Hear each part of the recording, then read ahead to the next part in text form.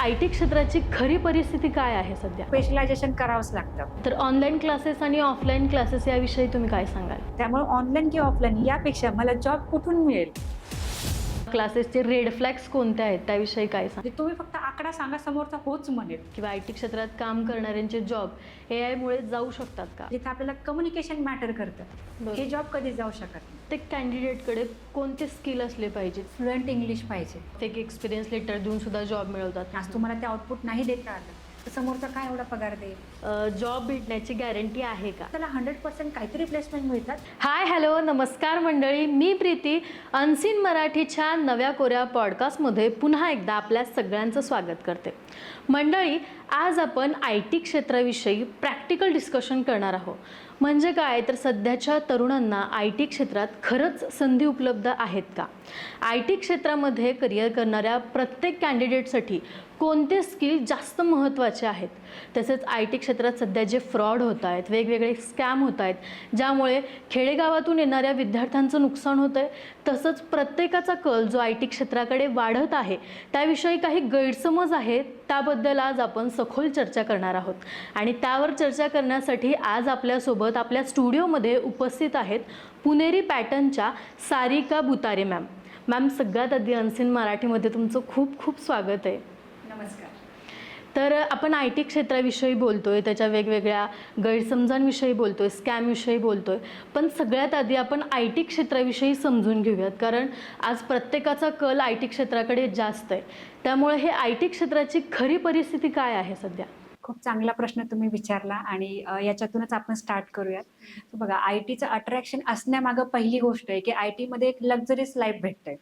एक 7-8 वर्षांमध्ये प्रत्येक मुलाकडं एखादी चांगली कार असते, एखादा फ्लॅट असतो, जे की नॉर्मल जॉबमध्ये 15-20 वर्षानंतर मिळतो. त्यामुळे क्रेज तर खूप आहे, पण रियालिटी ही सांगते की तुम्हाला ते स्किल आलं पाहिजे.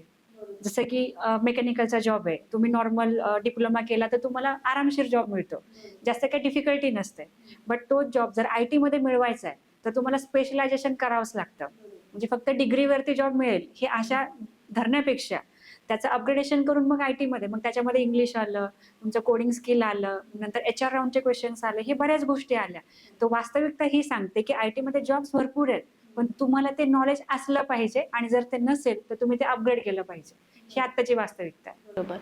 पण लॉकडाऊन नंतर किंवा कोरोना काळानंतर ऑनलाईन क्लासेसचं प्रमाण वाढलेलं आहे. तर ह्याचा एक फायदा असा आहे की जे बाहेरगावी असतात, खेडेगावात असतात, त्यांना घरी बसून ते शिक्षण घेता येतं. पण असे फ्रॉड पण भरपूर होतात किंवा मग ऑनलाईन क्लासेस करून सुद्धा त्यांना जॉब भेटेल याची गॅरंटी नसते. तर ऑनलाईन क्लासेस आणि ऑफलाईन क्लासेस याविषयी तुम्ही काय सांगाल? ऑनलाईन क्लासेस करावेत, उलट तो पार्ट खूप बेस्ट आहे. पण कुणी करावेत की ज्याला जॉब शोधायची क्षमता आहे, की ठीक आहे मी आज घरात बसून शिकलो आणि माझे पैसेच वाचले, पण मला जॉब मिळायची शुअरिटी आहे, तर त्यांनी ते करावं. पण ज्याला जॉब मिळायची शुअरिटीच नाही त्यांनी क्लासरूममध्ये आलंच पाहिजे, कारण क्लासरूममध्ये आल्यानंतर त्याला एक टीम दिसते, त्याला ट्रेनर दिसतात, त्याला प्लेसमेंट टीम भेटते. मग ही सगळी टीम त्याला हेल्प करते प्लेसमेंटसाठी. सो मला हे ट्रेनिंग करून किंवा हा वेळ देऊन मला जॉब मिळणार आहे का, याकडे पहिलं लक्ष दिलं पाहिजे. कारण बऱ्याच मुलांचं काय होतं की अरे हे तर युट्यूबवर आहे, मी कशाला जाऊ. पण त्यांना जाण्यासाठी त्यांना जॉब मिळणार आहे किंवा त्या जॉबसाठी कुणी हेल्प करणार आहे, हे हेल्पिंग हँड बघणं गरजेचं आहे. त्यामुळे ऑनलाईन बेस्टच आहे, पण ते तेव्हा बेस्ट आहे ज्यावेळेस जॉबची ॲश्युरिटी आहे की बाबा ठीक आहे माझा ऑनलाईन क्लास संपला, आता मी त्या क्लासमध्ये जातो आणि तिथे एक टीम आहे प्लेसमेंटची जी मला इंटरव्ह्यू शेड्यूल करून देते, तरच त्याचा फायदा आहे. पण जर तुमचं इन्स्टिट्यूट आहे हैदराबादला आणि तुम्ही आहेत सोलापूर कोल्हापूरमध्ये, तर तुम्ही तिथे पोहोचूच शकत नाही. तुम्ही आज 1.5 लाख जरी दिले तर ते इन्स्टिट्यूट तुम्हाला दारात पण उभं करत नाही. त्यामुळे माझं सगळ्यांना ओपन अपली हेच म्हणणं आहे की जर तुम्हाला क्लास जॉबसाठी करायचे तर तुम्ही त्या इन्स्टिट्यूटला व्हिजिट करा, त्यांची प्लेसमेंट टीम बघा, त्यांचे रेकॉर्ड बघा, सगळ्या गोष्टी बघा आणि मगच तुम्ही फी पे करा. बऱ्याच वेळा मुलांचं असं होतं की हिंदी कॉल आला, ब्ला ब्ला ब्ला आणि भरले 60,000. ठीक आहे, एज्युकेशनवरती खर्च प्रत्येकाने करावा, पण तो करत असताना ते एज्युकेशन मधून मला जॉब मिळणार आहे का आणि तो मिळण्यासाठी करेक्ट ट्रॅक मला सांगितलं जातोय का, याकडे लक्ष देणं फार गरजेचं आहे. त्यामुळे ऑनलाईन किंवा ऑफलाईन यापेक्षा मला जॉब कुठून मिळेल यावरती फोकस करणं फार गरजेचं आहे. बरोबर. आता सुरुवातीला जसं आपण बोललो की क्लासेस विषयी फ्रॉड सुद्धा होत आहेत, तर मग क्लासेस कसे निवडायचे, म्हणजे काय बघितलं पाहिजे आपण, किंवा क्लासेसचे रेड फ्लॅग्स कोणते आहेत त्याविषयी काय सांग? रेड फ्लॅग हेच आहेत की आशा आहे बघा, जॉब ही आशा आहे. आज तुम्हाला किंवा मला आपल्याला कोणी म्हटलं की तुम्हाला 30 लाखाचं पॅकेज मिळतं, आपण काय करणार? खुश होणार. हां, आपण खुश होणार का? कारण ती एक आशा आहे.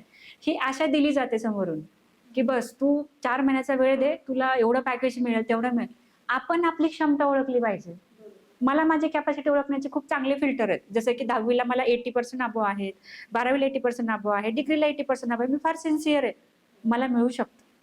पण जर मला थ्रूआउटच पर्सेंटेज फार कमी आहे, 60 अबोव्ह पण नाहीये, मला माझी क्षमता माहिती पाहिजे, की मला एवढं पॅकेज मिळूच शकत नाही. तर पहिली ही गोष्ट आहे. कारण बऱ्याच ठिकाणी हे सांगितलं जातं, की "अरे, तुला एवढं भेटेल, तेवढं भेटेल." हे सगळे लॉलीपॉप झाले, हे लालच झाले. आपलं स्किल ओळखून आपण त्या क्षेत्राकडे वळावं, कारण आपले मित्रमैत्रिणी जात आहेत म्हणून आपण पण त्या क्षेत्राकडे जाऊ नये. जातोय किंवा अशा इतक्या कन्सल्टन्सीज आहेत, की ज्या फक्त ऑन कॉल म्हणतात, की तुला आम्ही कॉल देतो आणि तो ₹300 भर. मी तर म्हणते आयटी जॉब एवढा स्वस्त नाहीये. नाहीये, बरोबर. आणि एवढं स्वस्त ह्या असू शकत गोष्टीत नाही. खूप जण फसलेले आहेत, जे हो. खेडेगावातून येतात, पुणेसारख्या शहरात किंवा मेट्रो सिटीमध्ये. इथं कन्सल्टन्सीचं जे आहे, त्यात खूप जण फसलेले आहेत असे, की त्याला मी पण अपवाद नाहीये. मी पण नाहीये. सो कसं होतं ना, शहरातून म्हणजे गावाकडून शहराकडे आपण येतो. खूप मोठी आशा घेऊन येतो. बरोबर. कारण त्या गावातले आपण एकमेव असतो. हो. फार तर फार नात्यागोत्यात पण आपण एकटेच एकमेव असतो, की असतो, जो बरोबर. इंजिनियर झालोय, डिग्री बरोबर. होल्डर आहे.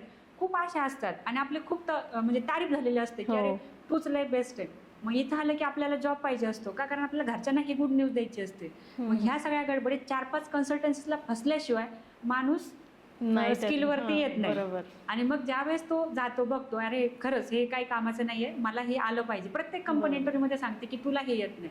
हम्म. त्यापेक्षा मला स्किल कसं अपग्रेड करता येईल, मला कसं शिकता येईल आणि ते शिकल्यानंतर मग मला चांगला जॉब आपोआप भेटणार. हे बरोबर. समजण्यावरती फोकस केला पाहिजे. मग रेड फ्लॅगमध्ये पहिलं साईन मी हे सांगेल, की जर तुम्हाला समोरून आम्हीच दाखवलं जाते, की तुला 10 लाखाचं पॅकेज, 20 लाखाचं मिळेल. म्हणजे तुम्ही फक्त आकडा सांगा, समोरचा होच म्हणेल. तो पहिला रेड फ्लॅग झाला. दुसरा हे झाला, की जर तुम्हाला क्लासेसच करायचे तर लाखो रुपये खरंच इन्व्हेस्ट करायची गरज नाहीये, कारण त्याची वर्थच तेवढी नाहीये. अच्छा. त्याची वर्थ किंमतच तेवढी आहे. समजा आता कार घ्यायची आपल्याला साधारण 4 कंपन्यांच्या कार कंपेअर केल्यावर कळतं, की ह्या कारची ही प्राइस आहे. हो, मग हो. त्यासाठी तुम्ही ट्रिपल प्राइस का देता? बरोबर. शेवटी त्याचं काम तेच आहे ना. हो. सो मला हे म्हणायचं की जर अगदी तुमच्या आयुष्यातली सेव्हिंगच जाते, 1.5-2 लाख रुपये तुम्ही देताय, तर त्यामुळे तुमचा मेंटल पीस का नाही जाणार? बरोबर. मला हे म्हणायचं की तुम्ही क्लासेस जरूर करा, बट जर तुमची क्षमताच नाहीये, जर एवढं सगळं करून पण जर जॉब मिळत नाहीये, नसेल तर इनिशियल लेवलचा जॉब ऍक्सेप्ट करायची मानसिकता ठेवा. नाहीतर मी 3 लाख दिले, 2 लाख दिले आणि मला 10 लाखाचा जॉब कॉल पाहिजे. तो मिळेल पण, आपण तो देतो. पण शेवटी इंटरव्ह्यू क्रॅक नाही झाला तर स्किल गरजेचं. स्किल गरजेचं आहे. त्यामुळे आणि आज आपल्या ह्या मोमेंटला हे माहित नाही, की आज समजा मी क्लास लावला किंवा तुम्ही लावला, ते क्लास संपल्यानंतर मला तो इंटरव्ह्यू क्रॅक होणार आहे की नाही. त्यामुळं थोडंसं आपली क्षमता प्लस आपली मेहनत यावरती ट्रस्ट करून इनिशियल लेवलला मला जॉब कसा मिळेल आणि मला सुरुवात कसं करता येईल याच्यावरती फोकस केला पाहिजे. दुसरा रेड फ्लॅग मी हे सांगते, मॅक्झिमम हिंदी कॉल्स असतात, की यहाँ से वहान, वहाँ से यहाँ. हा, मग तुम्हाला स्कॅनर देतो, हे करतो, तुम्ही पे करा. मी सांगते ना, कुठंच करू नका ह्या गोष्टी. तुम्हाला इन्व्हेस्ट करायचं आहे ना क्लासेसला, तुम्ही जा त्या प्लेसला, तुम्ही बघा ओनर काय करतोय, प्लेसमेंट टीम काय करते, काउन्सिलर काय सांगतोय, ट्रेनर काय करतात, हे सगळं बघा. तुम्ही एकदा नाही 3दा बघा. कुठल्याही जगातल्या व्यक्ती ना एकदा खोटं बोलू शकतो, 2दा 3दा नाही बोलू शकत. त्यामुळे कुठल्याही टीमशी तुम्ही 3ऱ्यांदा कम्युनिकेट करा. सेम गोष्ट, त्याचे वर्ड जर तेच राहिले तर ते करेक्ट आहेत, पण त्याचे वर्ड जर तिसऱ्या बदलले तर तुम्ही समजून घ्या की हा रेड फ्लॅग आहे. कारण हे फार गरजेचं झालं, कारण तेवढं चाललंच आहे मार्केटमध्ये. हो. या गोष्टी व्हिजिट केल्याशिवाय कुठेही पैसे भरू नका. मी तर असं म्हणेल की वन टाइम तर देऊ नका. भले तुमचं बजेट असेल, तुम्ही मोठ्या घरातले, पण कधी करू नका. जोपर्यंत ती गोष्ट आपण व्हिजिट करत नाही, बघत नाही, तोपर्यंत असा अंधविश्वास ठेवू नका. कारण की यामुळं खूप मुलं फसलेत. आता ह्याच्यापासून वाचायचं कसं? पहिलं तर क्लासेसची चौकशी करायला जाताना मोठा भाऊ, बहीण, आई, वडील, चुलते यांना घेऊन गेलं पाहिजे. कारण हे ती गोष्ट समजून घेतात, की बाबा, कारण की मी जसं म्हटलं, आपण आशावादी असतो की डिग्री नंतर मला जॉब पाहिजे. आपल्याला समोरचा म्हणतो हा भेटेल, आपण खुश. पण तो भेटण्यासाठीचा जो रोड मॅप आहे यावरती आपला फोकस असला पाहिजे. त्यामुळे महत्त्वाचा पार्ट काय आहे की घरातले समजूतदार माणसं यांना सोबत घेऊन त्याचा निर्णय घेतला गेला पाहिजे. कारण ॲज अ क्लासेस आम्हाला पण ते हेल्प होते, की बाबा मुलगा क्लासला आला नाही, का नाही आला, हा पॉझिटिव्ह पार्ट झाला. तर या गोष्टीकडे फार लक्ष देणं गरजेचं आहे. तर मग माझं सगळ्यांना हेच सांगणं आहे की जर तुम्हाला सेफ किंवा चांगला क्लास सर्च करायचा असेल तर फॅमिली मेंबर्सला इन्व्हॉल्व नक्की करा. बरोबर, कारण त्यांचं गायडन्स सुद्धा तितकंच महत्त्वाचं आहे. बरोबर. तर सध्या ए आयचं तंत्रज्ञान आलेलं आहे आणि ए आयमुळे प्रत्येक गोष्टीत प्रत्येक क्षेत्रातले जॉब हे जाताना दिसत आहेत. तर ए आयचा आय टी क्षेत्राला किती फटका बसला आहे किंवा आय टी क्षेत्रात काम करणाऱ्यांचे जॉब ए आयमुळे जाऊ शकतात का? नक्कीच जातील, पण ते जातील जे जॉब रिपिटेटिव्ह आहे. म्हणजे समजा मी प्रॉम्प्ट दिली ए आयला आणि मला डेटा जनरेट करून दिला, तर मी तर n number of times prompt देऊ शकते. म्हणजे काय झालं की हे रिपिटेटिव्ह टास्क झाला, हा मला रोज करायचा आहे. सो त्यामुळे जे टास्क रिपिटेटिव्ह आहेत ते जॉब रिप्लेस होणार, कारण त्याच्यासाठी ए आय मॉडेल वर्क करते. पण असे जॉब जे जनरेटिव्ह आहेत तर ते जॉब राहणार आहेत. म्हणजे याच्यामध्ये बेस्ट एक्झाम्पल आहे quality check for the prompt engineer. म्हणजे काय की जे कंटेंट तुम्ही जनरेट केलाय तर तो जनरेट तर झालाय, पण तो ॲज पर क्लायंट रिक्वायरमेंट आहे का, म्हणजे रिअलिस्टिक आहे का, हे बघणं फार गरजेचं आहे. नाहीतर मला टास्क दिलाय 100 रील क्रिएट करायचं, मी केलं, पण ॲज पर रिक्वायरमेंट जर नाही आहेत that can hamper your business, right. या केसमध्ये क्वालिटी चेकची पोझिशन जनरेट झाली, आली लक्षात. सो या वेळी आय टीमध्ये सुद्धा असे काही टास्क आहेत की जे जनरेटिव्ह आहेत. त्याच्यामध्ये डेव्हलपरचा जॉब आहे. डेव्हलपर म्हणजे काय की हॉटेलचा कुक शिवाय हॉटेल चालू शकत नाही. किती पण मशीन आणा, माणसाशिवाय त्याची टेस्ट येत नाही. सो तसंच डेव्हलपरचा जॉब जाऊ शकत नाही. त्यानंतर सपोर्टमध्ये तुम्हाला बोलायचं लागतं. असे कितीतरी क्लायंट असतात की ज्यांना फक्त व्हॉइस किंवा आपण जे नॉर्मल चॅट सपोर्ट म्हणतो तो नाही समजत. त्यांच्याकडे पैसा आहे, सगळं आहे, पण त्यांना ते नाही समजत की हे काय लिहिलंय. त्या केसमध्ये आता समजा मेटासारखी मोठी कंपनी आहे, त्या कंपनीचे सुद्धा एक्झिक्युटिव्ह आपल्याशी बोलतात, कारण त्यांचे क्लायंट कोण आले, बिझनेस ओनर्स आले. ते भले एज्युकेटेड आहेत, टॅलेंटेड आहेत, पण बऱ्याच वेळा असं होतं की क्वेरी अशी आहे की ती चॅटवरती सॉल्व्ह नाही होत. त्या केसमध्ये त्यांना बोलायचंच आहे समोरच्याशी. सो अशा केसमध्ये जिथे आपल्याला कम्युनिकेशन मॅटर करतं, हे जॉब कधी जाऊ शकत नाही. त्यामध्ये टीचरचा जॉब सुद्धा आला की आपल्याला नाही आवडणार की आपल्याला रोबोट कडून शिकायचं. आपण काय करणार, माणसाशी बोलणार. का, कारण माणसाला बोलण्यासोबत त्याला भावना पण असतात. ही गोष्ट फार महत्वाची, त्यामुळे आपण इकडे लक्ष दिलं पाहिजे. त्यानंतर लिडरशिप क्वालिटी झालं. एखादा लिडर आहे, खूप बेस्ट आहे, त्याकडे ते वर्षानुवर्ष अनुभव घेऊन ती क्वालिटी आली, कदाचित ही क्वालिटी दुसऱ्या ए आयकडे नसेल. तर असे काही जॉब आहेत ते जनरेट पण होतात. किंवा याच्यामध्ये क्लाउड सपोर्ट असेल की लाईव्ह तुम्हाला सर्व्हरला सपोर्ट करायचं, ते नाही जाणार. त्यामुळे एवढं पण घाबरलं नाही पाहिजे. उलट याच्यामध्ये केलं काय पाहिजे तर ए आय शिकण्यावरती फोकस केला पाहिजे की माझ्या कामामध्ये मला ए आय वापरता कसा येईल. म्हणजे थोडक्यात काय की समजा ज्यावेळेस कम्प्युटर्स आले तर त्यावेळेस ज्यांनी ते कम्प्युटर स्वीकारले त्यांच्यासाठी ते ए आय वर्क झालं. बरोबर. पण ज्यांनी सांगितलं की नाही मला कम्प्युटरवरती काम नाही करायचं, मला पेन पेपरनेच लिहायचंय, त्याच्यासाठी ए आय वर्क नाही झाला. हे तसंच आहे, कारण आज मार्केटमध्ये ए आय आलाय असं नाहीये, तो खूप वर्षांपूर्वी ऑलरेडी आलेला आहे. गुगल तेव्हाही होतं, त्याच्या आधी कोड जनरेटर नावाची कन्सेप्ट होती. सो कोड जनरेटर काय करत होता की तुम्ही टाकलं प्राईम नंबरचा कोड मला जनरेट करून द्या, तो द्यायचा. यामुळे काय व्हायचं, डेव्हलपरचा वेळ वाचायचा, पण ते प्रत्येकालाच त्या कामात ते वर्क होईल असं नाही. महत्वाची गोष्ट ही पण आहे की आय टीमध्ये असे एन नंबर ऑफ टास्क आहेत किंवा प्रायव्हेट गोष्टी जसे प्रायव्हेट प्रोजेक्ट आहेत, डेटा आहे, हा आपण किती नाही म्हटलं तरी जास्त हे नाही करू शकत. म्हणजे एखादी क्वेरी आहे की जी 50 लाईनची, ती आपण नाही ना प्रॉम्प्ट देऊ शकत. बरोबर. बेसिक गोष्टी जसं मी म्हटलं रिपिटेटिव्ह टास्क आहेत त्याचा आपण घेऊ शकतो. पण अशा काही क्वेरीज आहेत की ज्या आपल्याला क्लायंट पासून आपल्याला घ्यायचं, रिक्वायरमेंट गॅदर करायची, त्यावरती आपल्याला अनालाइज करायचं आणि आपल्याला एक कस्टमाइज प्रोजेक्ट बनवून द्यायचा आहे. तो प्रोजेक्ट ॲज इट इज तर ए आय नाही ना बनवून देणार, त्यामध्ये लोकच लागणार. त्यामुळं जॉब रिप्लेस न होता जॉब रिजनरेट झालेत. आणि याच्यामध्ये जॉब शिफ्टिंग बद्दल मी बोलेन की जसं की पहिलं कसं होतं की सॉफ्टवेअर टेस्टर जो होता तो काय करायचा, सॉफ्टवेअर टेस्टिंग करायचा, म्हणजे चेक करायचं की ते ॲज पर रिक्वायरमेंट बनले की नाही. हे जाऊन आता प्रोडक्ट मॅनेजरचे त्यांना पोझिशन दिली आहे. म्हणजे थोडक्यात काय की जबाबदारी थोडीशी वाढवली, कारण ए आय टूल आलं लक्षात. त्यामुळे तो जॉब गेलेला नाहीये, तो फक्त शिफ्ट झाला. तर याकडे लक्ष देणं फार गरजेचं आहे. बऱ्याच मुलांचा हा गैरसमज होतो, कारण त्यांच्या डोक्यात अजूनही हेच फिक्स आहे की मला सॉफ्टवेअर इंजिनियर व्हायचं. पण अरे सॉफ्टवेअर इंजिनियर मध्ये पण मल्टिपल व्हरायटीज आहेत, 10-15 पोझिशन्स आहेत. तर तुम्ही ते अंडरस्टँड करा, याला स्पेशलायझेशन म्हणतो आपण. तर मग याच्यावरती फोकस करून मग आय टी मध्ये हे केलं पाहिजे. आणि ज्या मुलांना ए आय बेस्ट वे हँडल करता येतो त्या मुलांना बेस्ट जॉब्स मिळतात. बरोबर. कसं म्हणजे काही जॉब जातील पण काही नवीन पण जनरेट होते. बरोबर. तर तुम्ही डेव्हलपर विषयी सांगत होतात, तर मग डेव्हलपर कुणी बनावं आणि डाटा सायंटिस्ट कुणी बनावं याविषयी काय सांगाल? आणि आणखी एक की डेव्हलपर आणि डाटा सायंटिस्ट विषयी थोडक्यात काय सांगाल की नक्की काम काय असतं त्यात? चांगला क्वेश्चन आहे हा सुद्धा. हे बघा, डेव्हलपर बनण्यासाठी ॲटलिस्ट कम्प्युटर बॅकग्राऊंड असेल तर त्याला ते रिअलिस्टिक थिंकिंग असतं किंवा डेटा टाइप्स काय, व्हेरिएबल काय, लूप काय असतं हे त्याला कळतं, डेटाबेस काय हे कळतं, म्हणून त्याला ते इझी जातं. म्हणजे डेव्हलपरचा क्लास बाकी नॉन आय टी विद्यार्थ्यांनी करूच नाही असं त्याचा अर्थ होत नाही. त्यांनीही करावा, विषय तो नाहीये. पण जर ते इमॅजिनेशनच नसेल, की समजा आता तुम्ही मेकॅनिकल इंजिनिअरिंग केलंय, ठीक आहे, तुम्ही फक्त ते मेकॅनिकलचे पार्ट बघितलेत, तर तुम्हाला इमॅजिनेशन माहित नाही, कारण तुम्ही बघून ठरवताय. पण जर इमॅजिनर तुम्हाला डोळे झाकून ते इमॅजिन करायचे आणि तुम्हाला काहीतरी ते सॉफ्टवेअर थ्रू बनवायचंय, तुम्हाला 21 ते 20 दिवसाचा वेळ लागतो समजायला. आणि मग मुलं रडत बसतात की अरे मी पुस्तकचा क्लास केला, मला काहीच कळत नाही. पण ती लँग्वेज समजायला थोडा वेळ द्यायला लागेल. सो माझा म्हणण्याचा तात्पर्य उद्देश हा आहे की जर तुम्हाला डेव्हलपर बनायचंय तर डेव्हलपरसाठी तुम्हाला ती लँग्वेज प्रॉपरली शिकण्यासाठी थोडासा वेळ द्यावा लागतो. 6 ते 8 महिन्याचा वेळ लागतो. त्याशिवाय तुम्ही एखादं ॲप्लिकेशन नाही बनवू शकत. थोडासा वेळ तुम्हाला द्यायला लागतो. आणि डेव्हलपरची रिक्वायरमेंट जास्त असण्यामागं पहिलं कारण आहे की जगामध्ये जेवढे काही व्यवसाय सुरू होतात तर प्रत्येक व्यवसायाकडे एक वेबसाईट बनवायचं बजेट असतं सुरुवातीला, बरोबर. नंतर ते ॲप्लिकेशन बनवेल, अँड्रॉइड बनवेल किंवा विंडोज बनवेल किंवा UI UX वरती वर्क करेल, ती गोष्ट अलग आली. पण डे वन ऑफ बिझनेस काय करेल, ती वेबसाईट. त्यामुळे वेबसाईट डेव्हलपर जे असतात त्यांना खूप जास्त जॉब्स असतात.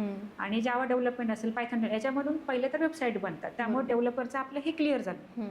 त्याच्यामध्ये सुद्धा म्हणजे नंबर ऑफ गोष्टी, जसं की तुम्ही डेव्हलपमेंट करताना जावा, पायथन, .NET कुठलीही लँग्वेज यूज करू शकता. पण फ्रंट एंडमध्ये तुम्हाला रिॲक्टच वापरायचं, कारण आजकाल छोट्या मुलाकडे पण आयफोन आहे.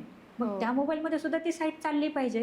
तो पण आपला कस्टमर बनवू शकतो. आणि मुलांना तर रिॲक्ट.js माहीतच नाही हे काय. त्यामुळे कसं आहे, फ्रंट एंडमध्ये बेसिक गोष्टी न शिकता ॲटलिस्ट ॲडव्हान्स किंवा स्पेशलायझेशन शिकलं पाहिजे, जेणेकरून व्हर्सटाईल जर ॲप्लिकेशन बनवलं त्याचा सगळ्यांनाच फायदा होतो आणि बिझनेस ओव्हरऑल ग्रो होतो. तर हा झाला डेव्हलपमेंटचा भाग.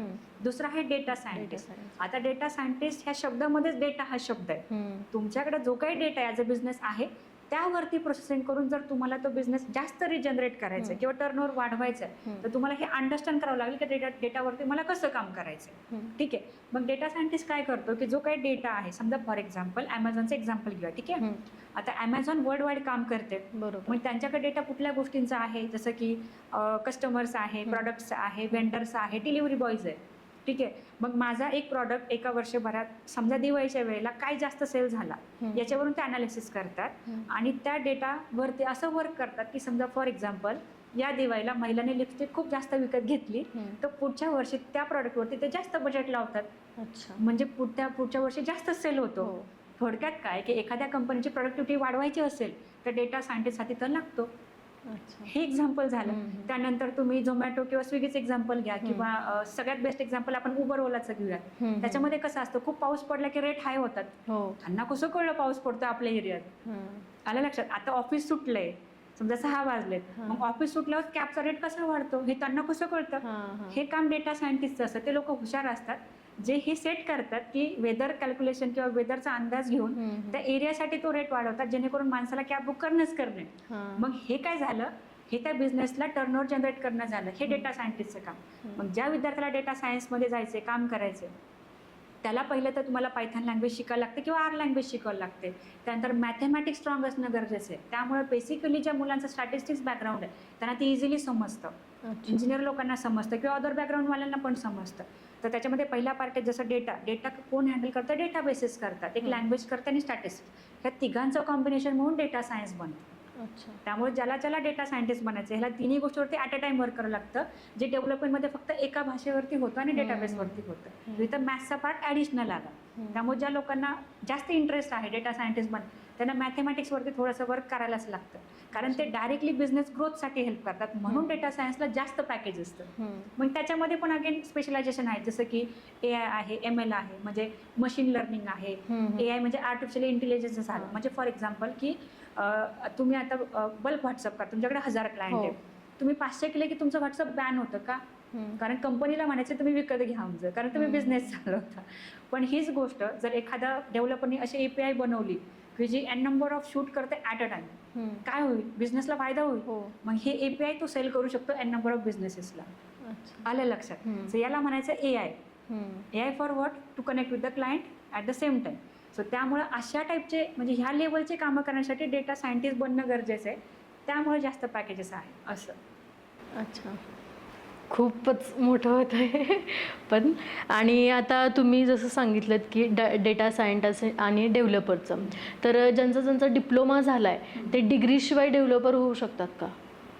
डिप्लोमाला चान्सेस असतात खरं, पण एंट्री लेवल जॉब असतात. एंट्री लेवल म्हणजे काय, की आता समजा जो टास्क आहे, जो डिग्री होल्डर खूप बेस्ट वेनी करू शकतो, तो डिप्लोमाला कदाचित नाही करणार आहे. कारण ऑब्व्हियसली त्याने 2 वर्ष जास्त एज्युकेशनला दिलेत. बरोबर. मग डिप्लोमावाल्यांनी काय केलं पाहिजे, की जर त्यांचं बजेट नाही किंवा जर त्यांना चांगलं कॉलेज नाही मिळालं, तर त्यांनी इनिशियल लेवलचे जॉब केले पाहिजे. त्याच्यामध्ये रिसर्च, सपोर्ट, क्लाउड हे जॉब करणं फार गरजेचं आहे. का, कारण ज्यावेळेस ते 2 वर्ष ते जॉब करतात त्यावेळेस त्यांना खूप चांगली ग्रोथ मिळते. कम्पॅरेटिव्हली जर त्यांनी डिग्री केली ॲव्हरेज कॉलेजमधून, तर त्यांना तेवढं जास्त पॅकेज नाही मिळणार. का, कारण त्यांना पुन्हा इंटरव्ह्यू द्यायचा बरोबर. आणि त्या लेवलच्या नॉलेजने पुन्हा तो इंटरव्ह्यू क्रॅक करून पुढे जायचं. बरोबर. त्यापेक्षा जर आज मला 2 वर्ष जास्त अनुभव आहे, तर कंपनी मला जास्त प्रिफरन्स देणार. कदाचित त्यावेळेस ती माझी डिग्री पण नाही बघणार. आलं लक्षात. पण जर डिग्री केली, डिप्लोमा करून डिग्री केली, तर माणूस काय म्हणतो, अरे तू डिप्लोमा पण केलाय, डिग्री पण केली, तरी तुला हा प्रश्नाचं उत्तर येत नाही. एक्सपेक्टेशन्स वाढतात. बरोबर. थोडक्यात जर डिप्लोमावरती जॉब आहे, तर ॲव्हरेज नॉलेजवरती जॉब मिळतो, तर मला असं वाटतं तो स्वीकारला पाहिजे. आणि आता ही गरज बनली, कारण काही काही कंपन्या डिप्लोमा होल्डर्सला ऍक्सेप्ट करतात. त्याचा विषय असा आहे ना, की जसं की एखाद्या चिखलाची मूर्ती आहे, ती इझिली शेप घेते. का, कारण तिला काही माहीतच नाही. पण ऑलरेडी जर डिग्री केली तर त्याच्या अपेक्षा वाढलेल्या असतात, की यार मी तर एवढं खर्च केला, लाखो रुपये, एवढ्या टॉप कॉलेजला मी एवढे 10-15 लाख खर्च केले, तर मला जास्तच पगार पाहिजे. डिग्री होल्डरना चॉईसेस करतो. त्यामुळे डिग्री होल्डर्सला जॉब मिळायला खूप प्रॉब्लेम येतात. त्यामुळे डिप्लोमावरती जर केलं, तर डिप्लोमावाल्या मुलाला जर सांगितलं ना, की हेच विश्व आहे, तर तो म्हणतो हा हेच आहे. ए फॉर ॲपल आहे, तर तो ॲपलच म्हणेल. आलं लक्षात. ए फॉर अनार सांगितलं तर तो अनारच म्हणेल. हा डिफरन्स आहे. त्यामुळे माझं पर्सनल ओपिनियन हे, की डिप्लोमा नंतर डिग्रीच्या कॉलेजच्या भानगडीत पडण्यापेक्षा ॲटलिस्ट तुम्ही जॉबवरती फोकस करा. जर तुमचं फायनान्शियल बजेट जर ॲव्हरेज असेल तर. हां, जर तुमची घरची परिस्थिती खूप चांगली आहे, जर तुम्ही अफोर्ड करू शकता, तुम्ही नक्की ती गोष्ट करा. तुम्ही अजून 2-3 वर्षाचा वेळ द्या. अजिबात काय त्याला ऑब्जेक्शन नाही आहे. कारण तेवढं तुम्ही डेव्हलप होणार आहे, तेवढं जास्त चांगलं पॅकेजही भेटणार आहे. पण जर तुमची कंडिशन ॲव्हरेज आहे, नाही बाबा बजेटच नाही घरच्यांचं, डिप्लोमाचेच पैसे जेमतेम भरले, तर तुम्ही जॉबला प्रिफरन्स द्या. मॅम, मग आय टी क्षेत्रात जॉब मिळवण्यासाठी किंवा जॉबमध्ये टिकून राहण्यासाठी लँग्वेज किती महत्त्वाची आहे?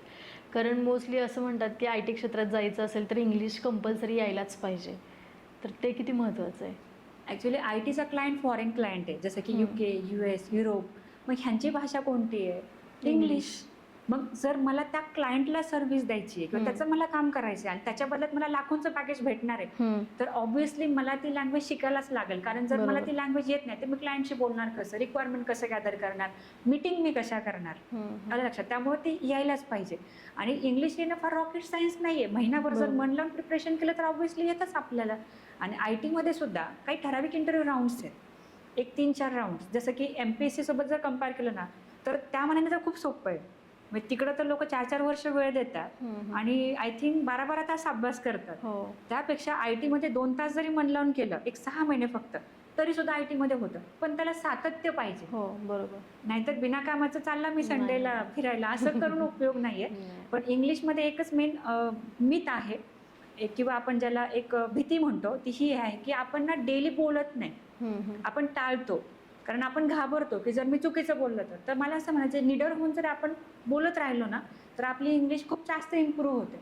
पण मग आपण हे पण एक्सक्युजेस देतो की नाही, माझं सर्कल तसं नाही, माझा बेस तो नाही आहे, मी कसं बोलू, किंवा समोरच्याला काहीच कळत नाही. सो ही भीती न बाळगता ॲटलिस्ट थोडीशी प्रॅक्टिस डेली केली किंवा HR राऊंडच्या क्वेश्चनवरती थोडं प्रिपरेशन केलं तरी पण होतं.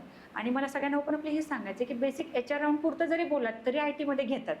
नेसेसरी नाही की फार फाडफाडच बोललं पाहिजे, कारण त्यांनाही माहिती आहे की आज ना उद्या टीममध्ये आल्यावर आपोआप शिकेल. हे गरजेचं आहे. आता तुम्ही पॅकेजविषयी बोललात की आय टी क्षेत्रात मोस्टली प्रत्येकाची अपेक्षा असते की पॅकेज जास्त असतं म्हणून तिकडं त्यांचा कल असतो. तर मग 5 लाख 10 लाख पर ॲनम मिळवण्यासाठी कोणते करिअर माइलस्टोन असले पाहिजेत? याच्यामध्ये तर फर्स्ट इयरपासूनच शिकलो पाहिजे आपण खरं तर. कारण की जे मुलं ना डिग्री नंतर एक हातपाय मारतात, त्यांचे खूप हाल होतात. आम्ही डेली तेच बघतोय. डिग्री संपलेली असते, घरच्यांच्या अपेक्षा वाढलेल्या असतात, जॉब काय मिळत नाही, मिळाल्याला जॉब टिकवता येत नाही, खूप 100 भानगडी. त्यापेक्षा फर्स्ट इयरपासून जर आपण एखादी लँग्वेज शिकलो, सेकंड इयरला थोडंसं आपण वेळ काढून थोडंसं फ्रंट एंड शिकलो, बॅक एंड शिकलो, काहीतरी आपण करत राहिलो ना, तर मला असं वाटतं की काहीच वेळ नाही लागणार. 10 काय 15 लाखाचं पण मिळेल. पण यासाठी थर्ड इयरला मिनी प्रोजेक्ट स्वतः बनवण्याचं टार्गेट ठेवलं पाहिजे. लास्ट इयरचा प्रोजेक्ट विकत न घेता माझा मी कसा बनवेल यावरती फोकस ठेवला पाहिजे. बरोबर. पण आताच्या जनरेशनचं कसं आहे ना, सगळं इझी पाहिजे, हो.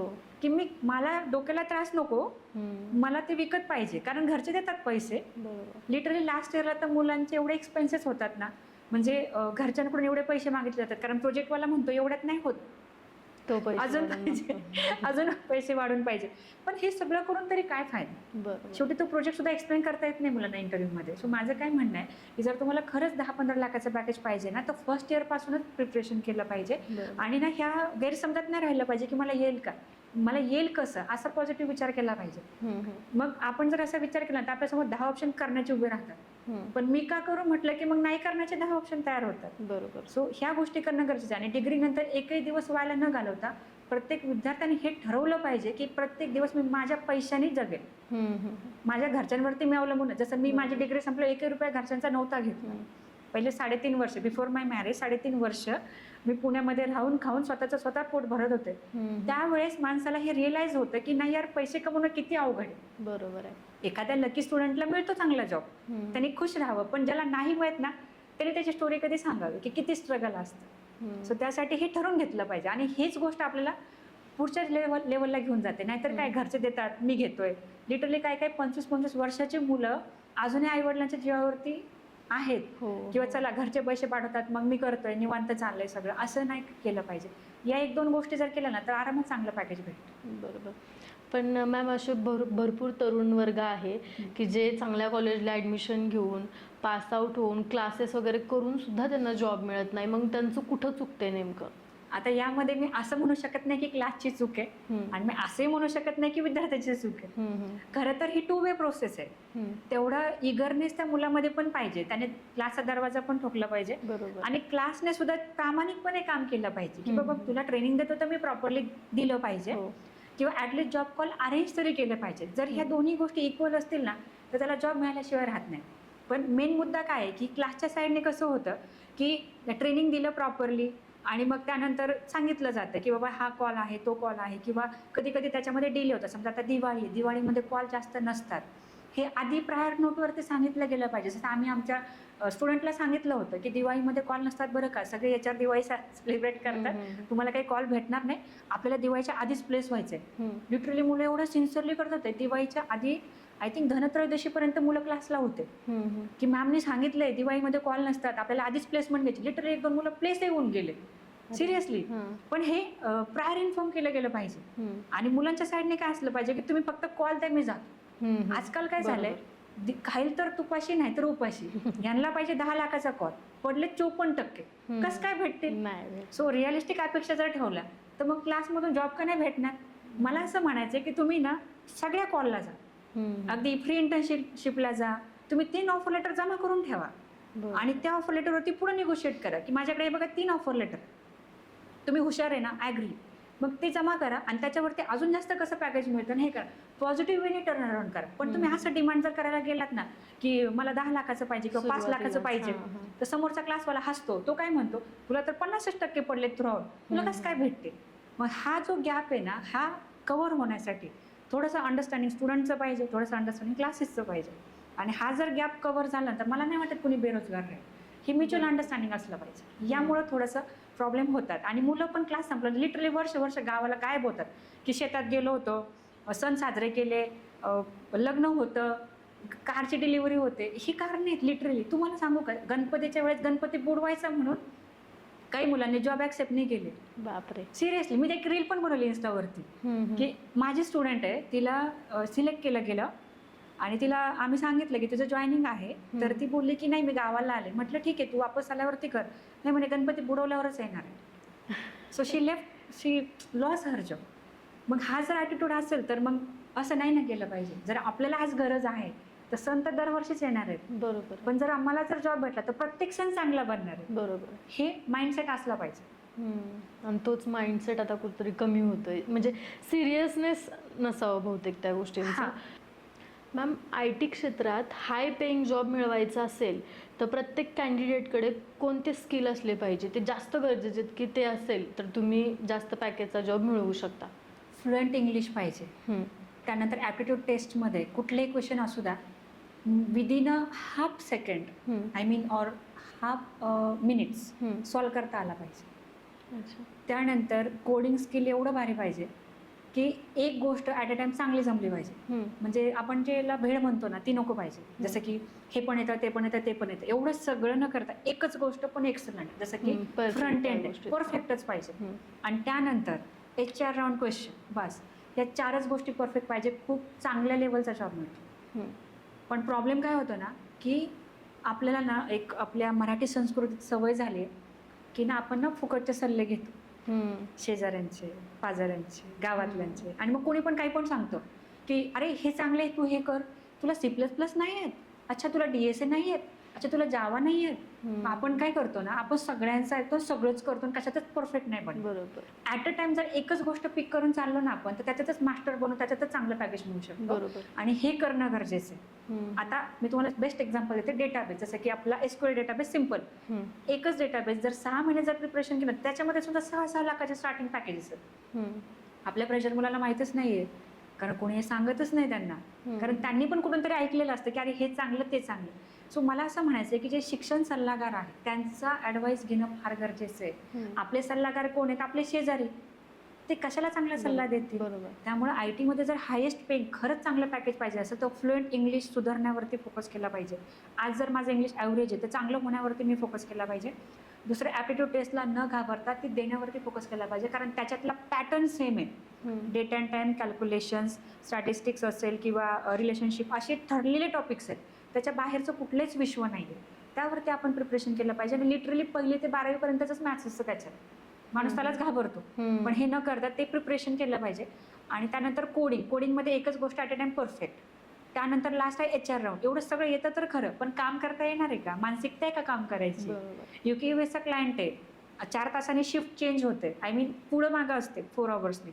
मग त्या शिफ्टमध्ये मी फ्लेक्झिबल आहे का ह्याचं ज्ञान आधीच पाहिजे. नाहीतर मला 9 to 6 जॉब पाहिजे असं म्हटलं तर ती समोरची कंपनी घेणारच नाही. हम्म. एवढं सगळं असून जर HR राऊंडमध्ये HRला हँडलच कसं करता येत नसेल, आपल्याला जमतच नाही, ते कशाला घेतील? सो मेन पार्ट तो येतो. त्यासाठी थोडंसं आपण शिकलं पाहिजे, अंडरस्टँडिंगवरती फोकस केला पाहिजे. आणि कुठेतरी we should wear HR shoes, hmm. की तिथं पण विचार केला पाहिजे की मी HR असतो तर मी काय केलं असतं. हम्म. सो त्यामुळे ह्या 4 गोष्टींवरती जर वर्क केलं तर कुठल्याही मुलाला चांगलं पॅकेज मिळू शकतं. बरोबर. तर मग महिलांना IT क्षेत्रात येण्याविषयी तुम्ही काय सांगाल? महिलांनी तर आलंच पाहिजे, कारण त्या मल्टीटास्कर असतात. हम्म. आणि कम्युनिकेशनला तर त्यांना जास्त प्रिफरन्स मिळतो, कारण त्यांच्या टोनमध्ये, जसं की मेल फिमेलचा टोनमध्ये फिमेलचा टोन हा बेस्ट आहे. हम्म. त्यामुळे शक्यतो कस्टमर सपोर्टला मुली जास्त प्रिफरन्स दिलेलं असतं. अच्छा. तर त्यांच्यासाठी तर भरपूर ऑप्शन्स आहेत. हम्म. तर मला तर असं वाटतं प्रत्येकाने केलं पाहिजे, प्रत्येकीने केलं पाहिजे.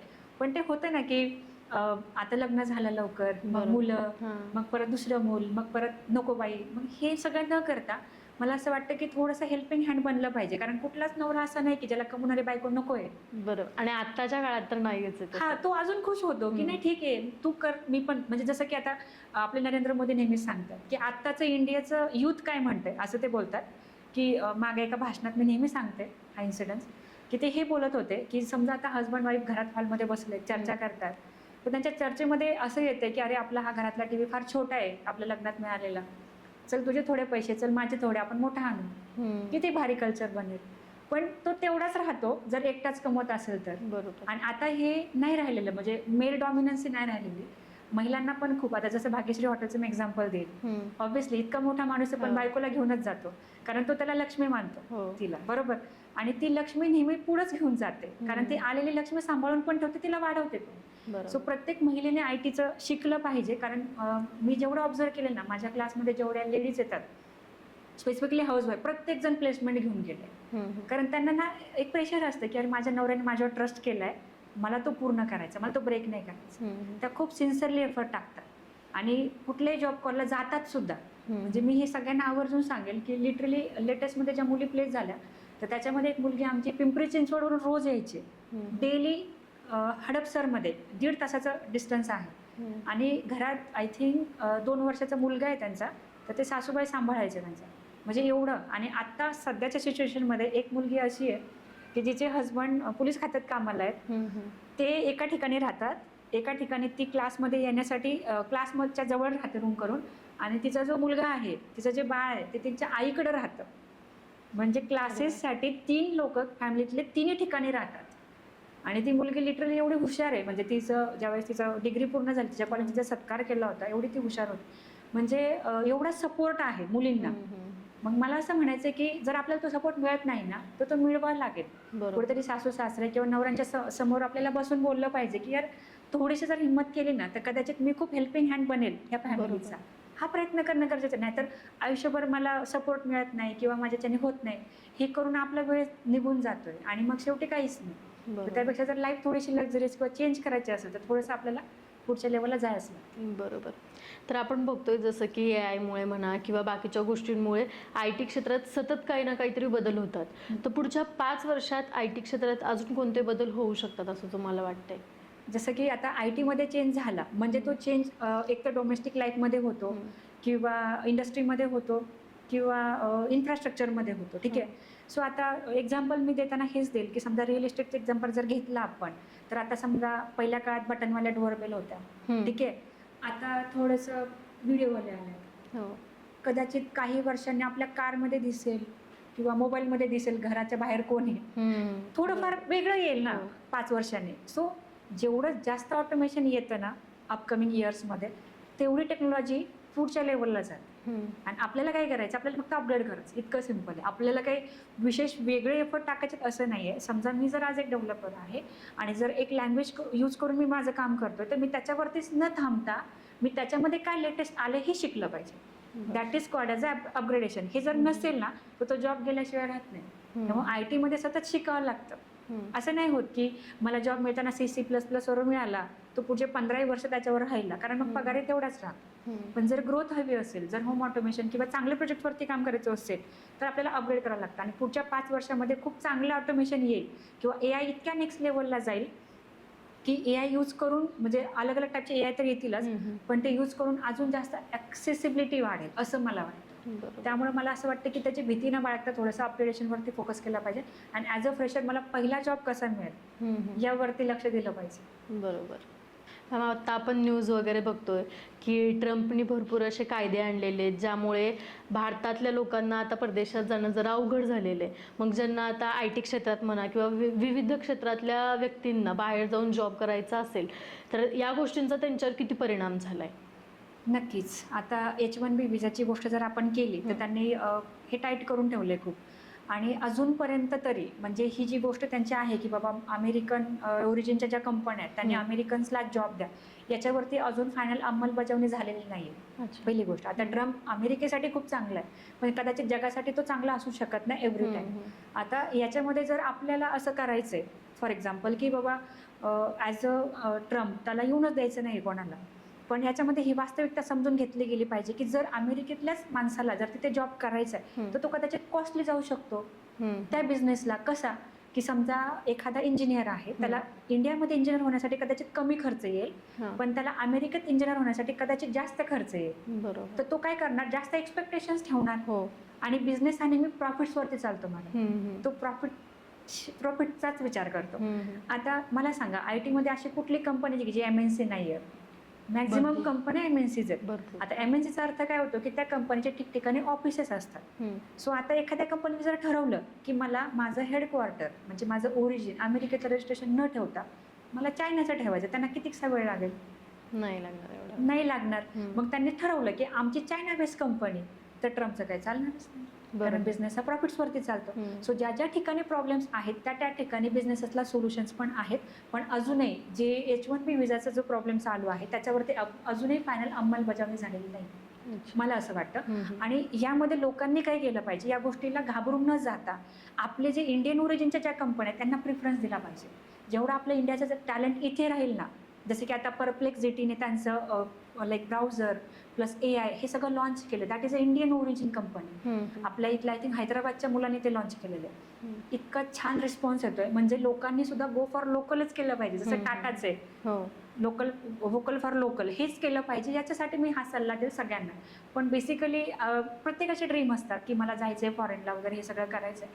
पण त्यासाठी थोडंसं आपण प्रॅक्टिकली असा विचार करणं गरजेचं आहे. म्हणजे त्या गोष्टीला घाबरून न जाता थोडंसं आपण प्रॅक्टिकली विचार करून की मग मला हाय एंड, आणि इंडियन ओरिजिनच्या सुद्धा भरपूर कंपन्या आहेत. असं काही नाही की बाबा फक्त त्यांच्याच कंपन्या आहेत किंवा काय. पण जर बिझनेसची गोष्ट केली तर बिझनेस हा नेहमी ह्याच मॉडेलवरती वर्क होतो. त्यामुळे त्या गोष्टीला एवढं जास्त घाबरून न जाता थोडंसं आपण प्रॅक्टिकली विचार करणं गरजेचं आहे. आणि पहिले 5 वर्ष तरी ॲज अ फ्रेशर, शक्यतो फॉरेनला शक्यतो कोणी पाठवतच नाही, पहिले एक 3 ते 5 वर्ष. त्यामुळे त्या गोष्टीचा जास्त बाऊ न करता थोडंसं आपण आपलं स्किल अपग्रेड करून मला इंडियन ओरिजिनच्या कंपनीत कसा जॉब मिळेल इकडे फोकस केला पाहिजे. मॅम, अशा भरपूर केसेस घडतात की विद्यार्थी शॉर्टकट घेतात आय टी क्षेत्रात जॉब मिळवायचा म्हणून, फेक एक्सपिरियन्स देऊन, फेक एक्सपिरियन्स लेटर देऊन सुद्धा जॉब मिळवतात. मग त्यांना फ्युचरमध्ये त्याचा काय लॉस होऊ शकतो? त्यांचा जॉब टिकू शकतो का जाऊ शकतो? ऑब्व्हियसली जाणारच. जे फेक आहे ते फेकच आहे. आज तुम्ही मला सांगताय की मला 3 वर्षाचा अनुभव आहे आणि दुसऱ्या दिवशी मला कळते की अनुभव नाहीये, तर मी का ठेवणार? बरोबर. कुठलीही कंपनी हे प्रॉफिटेबल मोडमध्येच काम करते. आज तुम्हाला ते आउटपुट नाही देता आलं तर समोरचा काय एवढा पगार देईल? बरोबर. आणि दुसरी गोष्ट काय आहे की माणूस ना इझी गोष्टीकडे खूप अट्रॅक्ट होतो, म्हणजे सोप्या गोष्टीकडे. बरोबर. कारण हार्ड गोष्ट थोडीशी लांब असते. त्यामुळे मला असं वाटतं की जो शॉर्टकट आहे की बाबा मी पैसे भरले मला जॉब मिळाला, हे कधीच करू नका, कारण हा जमाना संपलाय. म्हणजे आता लेटेस्टमध्ये भोसरी किंवा पिंपरी चिंचवड ह्या एरियामधल्या काही कंपन्यांनी 2 ते 2.5 लाख रुपये लोकांकडून घेऊन जवळपास 400 ते 75 लोकांना फसवलं. बापरे. मग त्यामुळे पुण्याचं नावही बदनाम आहे. हो. त्यामुळं मला असं म्हणायचं की देणाऱ्यांनी देऊच नाही. साधी गोष्ट आहे, जर जॉब करायचा आहे तर जॉब तुम्हाला सॅलरी देणार आहे, तुम्ही का त्यांना पैसे देताय? बरोबर. तुम्ही देऊ नका. तुम्हाला द्यायचं आहे ना तर तुम्ही चांगला परफॉर्मन्स द्या, तुम्ही चांगलं स्किल दाखवा आणि तुम्ही दाखवा की मी कॅपेबल आहे. आता माझ्या कॅपॅसिटीवरती तुम्ही सॅलरी द्या आणि मला जर येत नाही तर मला इंटर्नशिप द्या. हा ॲटिट्यूड तुमचा असला पाहिजे. पण आपला ॲटिट्यूड काय की माझं वय झालं 28, माझं काय लग्न जमना आणि मला द्या जॉब. त्या बायकोचं पण नुकसान. लिटरली काही मुलं माझ्याकडे रडत होते की मॅम चांगल्या MNC मध्ये माझं प्लेसमेंट झालं, आता आमचा जॉब गेलाय, बायकोला घरी माहीत नाहीये, तुम्ही आम्हाला 3.5 लाखाचं पॅकेज देणार का? मी म्हटलं तुम्हाला तेवढं नॉलेज आहे का? तुम्हाला तेवढं नॉलेज नाही तर समोरची कंपनी का देईल? कारण आम्ही फक्त फ्रंट डोअर बघतो, आमच्याकडे बॅक डोअरचा कन्सेप्ट नाहीये. माझ्याकडे येणाऱ्या प्रत्येक विद्यार्थ्याला मी सही मार्गाने कसा जॉब घेता येईल हेच शिकवतो, कारण ते लॉंग टर्मला टिकतं. आज मला जर नॉलेज नाहीये, जर मी फ्रेशर आहे तर समोरचं मला शिकवायला बसलाय, पण जर मी हे दाखवतोय ना तर त्याच्यासारखी खराब इमेज दुसरी कुठलीच नाहीये. खूप खराब वेळी हाकलून देतात कारण तुम्ही त्यांना फसवलंय, समोरच्याला तुम्ही फसवलंय. ही फसवेगिरीची भावना डे 1 ऑफ युअर करिअर तुम्ही जर करत असाल ना तर तुम्ही बेस्ट एम्प्लॉय कसं काय बनणार? त्यामुळे सही मार्गाने 4-6 महिने ती गोष्ट शिका आणि मग तुम्ही कमीत कमी सॅलरी घ्या, पण तिथं हा स्कोप राहतो की मला येत नाही, मी फ्रेशर आहे, मला शिकवा. तिथे तुम्ही डिमांड करू शकता, पण हे फेक कामं करून तुम्ही डिमांडही करू शकत नाही. तुम्ही रोज त्या प्रेशरमध्ये राहणार, मेंटल पीसच चालला जातो की माझा जॉब आज जातोय का उद्या जातोय. त्यापेक्षा ह्या गोष्टी न करता प्रामाणिकपणे तुम्ही काम करा. भले आज 4 पैसे तुम्हाला कमी मिळू द्या, तुमच्या मेहनतीचे असू द्या. आज न उद्या तुमचा स्किल वाढला, पगार वाढणारच. म्हणजे तुम्ही आज 10 रुपयात काम करताय तर माझी किंमत 100 रुपये कसं होईल याकडे तुमचा फोकस पाहिजे. मला आजच 100 रुपये पाहिजे, पण ते कधी जातील आणि कधी नाही जाणार. इथं तुमचं मेंटल पीस जर खराब होत असेल ना तर त्या गोष्टी नका करू. बरोबर. आता तुम्ही सुद्धा क्लासेस थ्रू आत्तापर्यंत हजारो विद्यार्थ्यांना IT क्षेत्रात करिअर घडवण्यासाठी मदत केली आहे, तर अजून तुमचे पुढचे फ्युचर प्लॅन्स काय आहेत? आमचे प्लॅन्स हेच असणार की अजून जास्त विद्यार्थ्यांना जॉब मिळाले पाहिजेत. आणि हे सगळं करत असताना आम्हाला आता IT पार्कमध्ये आम्ही प्रॉपरली सगळ्या गोष्टी करतोय. तर विद्यार्थ्यांच्याच कृपेने आम्ही स्पेस एक्सपांड केली, म्हणजे आपण क्लासरूम IT पार्कमध्ये देतोय प्रॉपरली. तर आधी जागा कमी पडत होती, पण आता आम्ही बऱ्यापैकी एक्सपांड केली. तर आमचं हेच प्लॅन आहे की मॅक्झिमम विद्यार्थ्यांना कम्फर्टेबल क्लासरूम ट्रेनिंग अवेलेबल करून द्यायचं आहे. त्याच्यामध्ये त्यांना इंग्लिश प्रॉपरली बोलता येते की नाही हे मेक शुअर करायचं. काय होतं ना, आज लोकांकडं पैसा हा प्रॉब्लेम नाही आहे, लोकांचा प्रॉब्लेम आहे जॉब. आणि जॉबसाठी मेन लागतो कॉन्फिडन्स. तर माझं काम ते आहे आणि माझ्या टीमचं की आम्ही फक्त स्टुडंटला एवढं जरी म्हटलं ना की नाही तुम्ही करू शकता, ते खरंच करतात. सो हीच गोष्ट आम्हाला कॉन्फिडेंटली इथून पुढे करायची. आणि ह्या हजारांमध्ये आकडा न राहता हा कधी 2000-3000 असा होतोय याकडे आमचं लक्ष असणार आहे. इथून पुढच्या 5 वर्षांमध्ये मॅक्झिमम महाराष्ट्रातले जे काही मुलं आहेत, जे मराठी लोक आहेत, त्यांना जास्तीत जास्त प्लेसमेंट देण्याचं आमचं टार्गेट आहे. तर तुमच्या क्लासविषयी काय सांगाल की ते ऑनलाईन ऑफलाईन कशा पद्धतीने चालतं? आमच्याकडे कसं आहे की दोन्ही मोडमध्ये चालतं, पण आमचं तेच रिकमेंडेशन असतं प्रत्येक विद्यार्थ्याला की जरी तुम्ही ऑनलाईनमध्ये करताय तरी पण तुम्ही क्लासरूमला या. कारण की कसं आहे ना, समोर बोलणं, इंटरव्ह्यूची तयारी करून घेणं किंवा एक मॉक इंटरव्ह्यूची तयारी असणार, हे समोरासमोर, कारण आता सगळं मार्केट ओपन झालंय मॅडम. कुठलेच असं वर्क फ्रॉम होम असं जास्त राहिलेलं नाही, म्हणजे बरोबर. फार अगदी 1% तुम्ही पकडून चाला. मग त्या केसमध्ये मुलाचं प्रेझेंटेशन, त्याचे कपडे असतील, त्याचा वागणं असेल, त्याचं बोलणं असेल, हे मॅटर करतं खूप. कारण की असंही खूप वेळा होतं की जे चेंजेस आहेत त्यांचं अनप्रोफेशनलिझममुळे जॉब गेले. हो, बरोबर. मग आम्हाला असं वाटतं की विद्यार्थ्याची सुरुवातच चांगली व्हायला पाहिजे. आज त्याला जॉब मिळाला आणि उद्या तो गेला, त्याला किती वाईट वाटेल. सो एक स्ट्रॉंग आणि तगडं करिअर करायचं असेल तर विद्यार्थ्यांनी क्लासरूम आणि ऑनलाईन या दोन्ही मोडमध्ये प्रॉपरली येऊन सर्व्हिस घेतली गेली पाहिजे. त्यासाठी आमची 25 लोकांची टीम आहे. तर आमच्या टीमची हेल्प घेतली गेली पाहिजे, त्यांच्याशी बोललं पाहिजे. आणि जगातला असा कुठलाच प्रॉब्लेम नाही की जो बोलून सॉल्व्ह होत नाही. बरोबर. तर त्यासाठी आलं पाहिजे, बोललं पाहिजे, हेच आमचं एक्सपेक्टेशन्स आहे. मॅम, प्रत्येक ठिकाणी असं सांगतात की आमच्या इकडे क्लासेसला या, तुम्हाला 100% प्लेसमेंट भेटणार, जॉब भेटणारच. पण तिथं गेल्यानंतर ना वेगळ्याच गोष्टी घडतात. तर मग आपल्या इथं जॉब भेटण्याची गॅरंटी आहे का? ॲक्च्युली कसं आहे ना मॅडम, गॅरंटी जगात कुठल्याच गोष्टीची नाही आहे. याला आपण ना असं म्हणू शकतो की एक ॲसिस्टन्स प्रॉपरली पाहिजे. जसं की एक टीम पाहिजे की जी एखाद्या विद्यार्थ्याला प्रॉपर इंटरव्ह्यू शेड्यूल करून देईल. जसं आपल्याकडं डेडिकेटेड प्लेसमेंट टीम आहे. मग जी टीम काय करते, विद्यार्थ्यांसोबत कम्युनिकेट करते, त्यांचं इंग्लिश कम्युनिकेशन अनालाइज करते. म्हणजे त्याला आपण एक मॉक इंटरव्ह्यू म्हणतो ना, ते 3 घेतो आम्ही. असं नाही की बाबा एकच घेतला आणि झालं बाबा, होते तू जा इंटरव्ह्यूला, कारण उद्या तो फेल झाला तर तो डिमोटिवेट होणार आहे.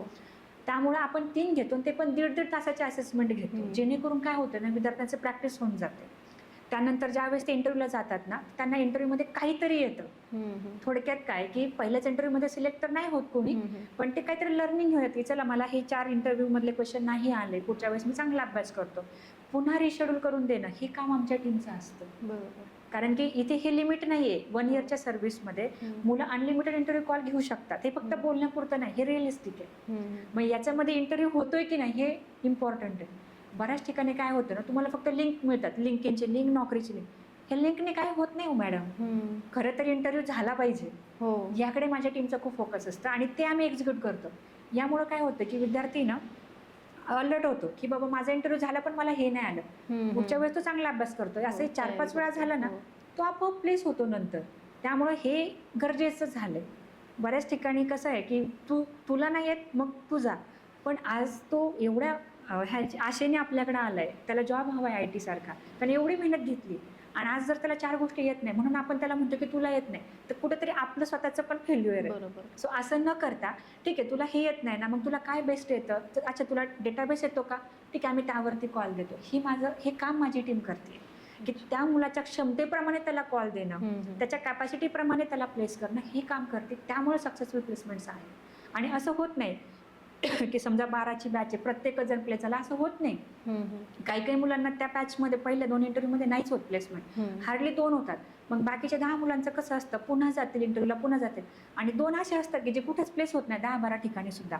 मग त्यांच्यासाठी आम्ही काय करतो की ठीक आहे बाबा तुम्हाला काय बेस्ट येतं, मग तुम्ही सुरुवात करा. मग त्यांना पुन्हा रिट्रेनिंग, पुन्हा मग त्यांना त्यांच्या लेवलचे कॉल अशा वेळी करतो. कारण कंपन्यांमध्ये पण व्हरायटी असते. काही एंट्री लेवल, जसं की आपला डायरेक्टच PSI नाही बनायचं, थोडेसे दुसरा लेवल स्टेप बाय स्टेप. मग आम्ही काय करतो, जरा इनिशियल स्टेजचा त्यांना कॉल देतो.